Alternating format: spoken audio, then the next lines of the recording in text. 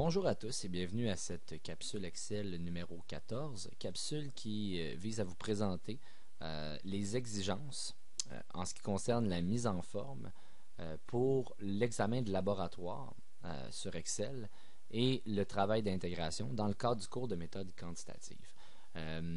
Ces normes de présentation qui sont exigées ne sont pas nécessairement des normes générales applicables en sciences humaines, c'est des normes que moi, personnellement, j'exige dans le cadre de la réalisation du cours afin d'avoir une certaine forme d'organisation.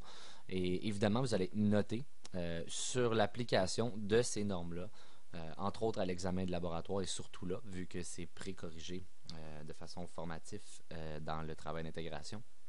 Donc, assurez-vous de bien connaître les mises en forme qui seront présentées. Elles seront exigées à l'examen. Donc, pour les présenter, j'ai ouvert pour commencer l'étude d'une variable quantitative continue, donc qui a été déjà vue dans une capsule précédente. Donc, on va parcourir premièrement les mises en forme exigées pour les tableaux de distribution.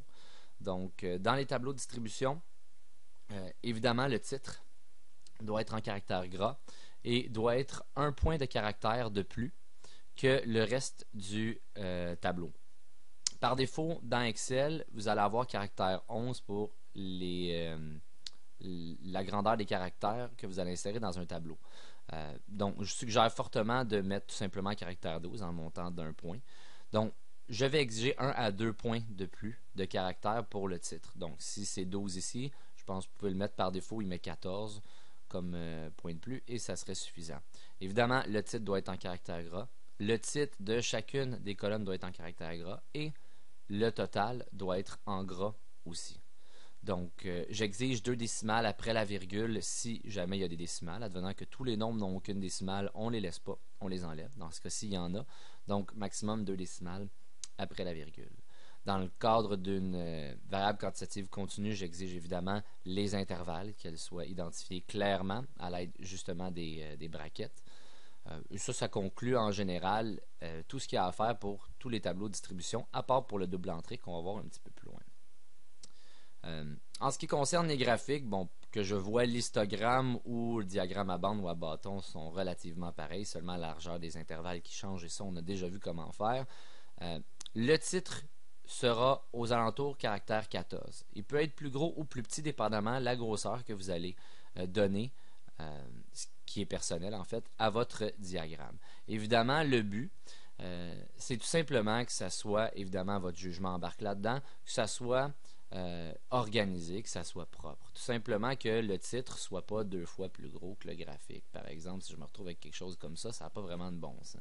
Donc, l'inverse marche aussi. Si vous agrandissez, vous faites un très grand graphique, un titre en caractère 14 va paraître peut-être un petit peu petit. Donc, caractère gras, je suggère en caractère 14. Le titre des axes doit être en caractère gras aussi. On ne laisse pas 2 décimales ici pour les pourcentages. Donc, on n'a pas besoin de ces décimales-là. Bouton de droit sur ces pourcentages-là. Mise en forme de l'axe. Vous, c'est une fenêtre qui va apparaître et non pas juste un petit onglet à côté ici, là. Donc, vous allez vraiment avoir sous forme de glissière. Dans le fond, vous, ça va carrément être une nouvelle fenêtre qui va être ouverte.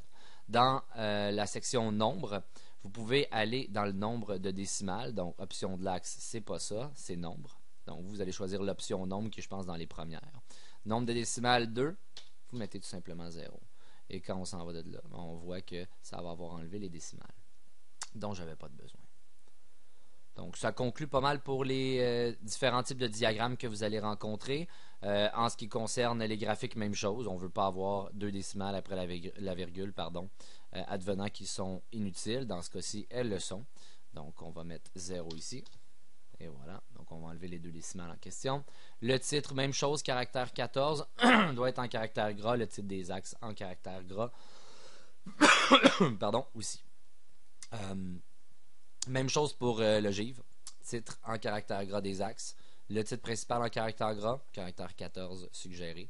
Et on ne met aucune décimale, c'est pas nécessaire. Dans le cadre de l'ogive, on a souvent le 120% qui apparaît en haut. N'oubliez pas de l'enlever, il faut que ça se termine à 100%. Vous allez perdre des points advenant que vous laissez 120%, entre autres à l'examen de laboratoire et pour le travail d'intégration. Les statistiques descriptives, en général, c'est très bien compris. Donc, juste faire peut-être une petite description de quoi il s'agit. Donc, c'est les statistiques descriptives de l'âge dans ce cas-ci. Donc, pas laisser seulement, par exemple, Q3 âge. Là. On essaie de mettre une petite définition de qu'est-ce que c'est ici. Donc, ça pourrait être mesure de l'âge. Donc, ça serait totalement toléré. C'est à votre discrétion en ce qui concerne les mesures. Je veux juste un titre qui est descriptif de ce qu'il y a à l'intérieur. Comme n'importe quel titre, caractère gras. La grosseur ici, pas vraiment d'exigence, seulement que ça soit mis en caractère gras. En ce qui concerne le double entrée, donc ici dans le test du Q2, on a fait ça rapide, là, j'ai pas mis en caractère, j'ai pas mis le titre au complet. Par contre, caractère gras, un point de plus que le reste du tableau va être exigé. En ce qui concerne le titre des colonnes, les titres de colonnes sont ici option salaire, opinion salaire, pardon, importance de l'argent, total, et aussi la ligne totale. Important, on ne met pas des modalités en caractère gras. Par conséquent, ici, c'est des modalités, il ne faut pas les mettre en caractère gras. Faites attention à ça, erreur qui revient souvent. Donc, seulement les variables, les lignes colonnes totales et le titre en caractère gras. En ce qui concerne les contributions au Q2, c'est la même chose. Titre des variables, si jamais vous les laissez, elles ne sont pas exigées quand on fait le tableau de la contribution. Vous pourriez seulement avoir un titre marqué contribution au Q2 et les valeurs à l'intérieur seraient suffisantes. Advenant que vous laissez les variables et leurs modalités, on met les variables en gras, Q2 en gras, colonne et ligne Q2. Le Q2 peut être laissé comme ça ou mis en caractère gras. J'ai aucun problème avec ça. Par contre, les modalités, on les laisse en caractère standard. On ne met pas ça en caractère gras. Donc, ça fait le tour de la majorité des mises en forme qui sont exigées, en fait, de la totalité des mises en forme qui sont exigées pour l'examen de laboratoire. Faites attention, c'est des points rapides, beaucoup de points qui sont perdus, en fait, pour rien. Donc, c'est seulement des mises en forme et ça serait important d'aller chercher ces points-là. Point facile à aller chercher si on respecte les mises en forme. Allez-y surtout aussi dans la majorité des cas, surtout pour les diagrammes et les graphiques, avec votre jugement. Donc, je vous demande que les choses soient propres. Autant que possible, insérez tout un en dessous de l'autre. Donc, moi, quand je descends un document Excel, je suis capable de tout voir ce qu'il y a dans votre document. On ne veut pas avoir de tableau croisé dynamique, seulement le tableau distribution avec le collage spécial. Vous pouvez, dans le cadre de l'ogive puis du polygone de fréquence, laisser les mini-tableaux, si on veut, qui constituent les axes et les pourcentages associés au graphique. J'ai aucun problème à garder ça. La colonne de données, vous ne la voyez pas sur ma page quantitative continue. C'est ça que je veux. Je ne veux pas la voir sur la page qui contient l'étude de la variable en question. Donc, moi, je vois des résultats. Je n'ai pas envie d'avoir la colonne de données. Ma colonne de données est sur une autre feuille. Et vu que j'ai fait des copier-collages spéciales, je pourrais tout simplement supprimer cette feuille-là et ça ne changera pas mes valeurs. Par exemple, ici, j'imagine j'ai fait une étude, je crois que j'ai fait une étude statistique descriptive, non.